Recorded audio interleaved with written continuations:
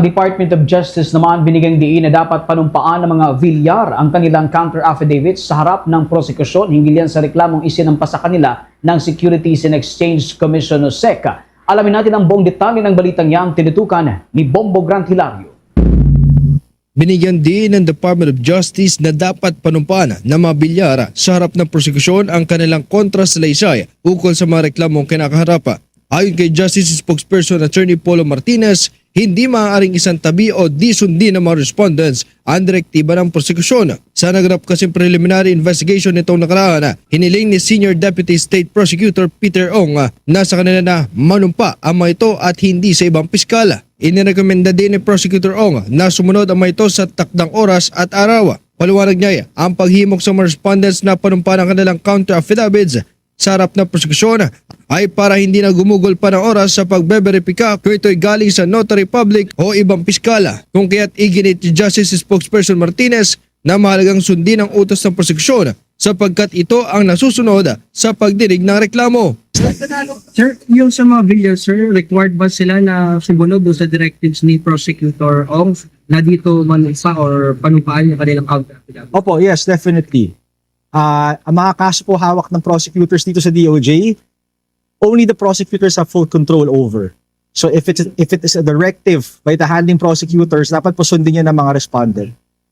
Kabilang sa mga inireklamo ay ang kumpanyang Villar Land Holdings Corporation, si Manuel Villar Jr., Cynthia Villar, Cynthia Havres, Camille Villar, Mark Villar at iba pa. Naharap sila sa mga reklamo market manipulation, insider trading at misleading disclosures na isinampa mismo ng Securities and Exchange Commission sa Department of Justice. Subalit aminado si Justice Spokesperson Martinez na walang mabigat na pananagutan o epektong dulot sakaling di sa kagawaran personal panumpaan ng mga Villar ang kanilang kontrasalaysay. Maaari naman raw humiling ang mga ito na maagang maghain o sa iba panumpaan ng dokumento ngunit tutukuyin pa ng prosekusyon kung sila'y pagbibigyan.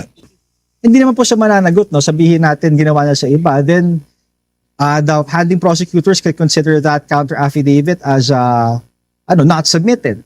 Yung counter affidavit na yon, but because it did not follow the directive by the handling project, then kailangan niyang ulitin na sumumpa sa harap ng prosecutors here.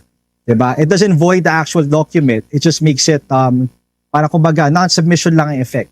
They can do so, of course, depending on what grounds they cite, reasonable explanation as to why they cannot file it here, then that's for the handling prosecutor to look into kung may merit talaga yung argument niya. But again, the directive is that it has to be subscribed and sworn before the prosecutors here in the DOJ main.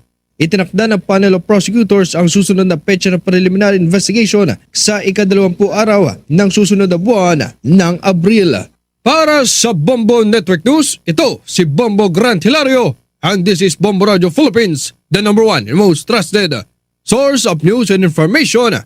Basta Radio Bombo! For the most trusted source of news and information, visit our website at www.bomboradio.com. Follow us on Bombo Radio mobile app, Facebook, YouTube, TikTok, and X, formerly Twitter.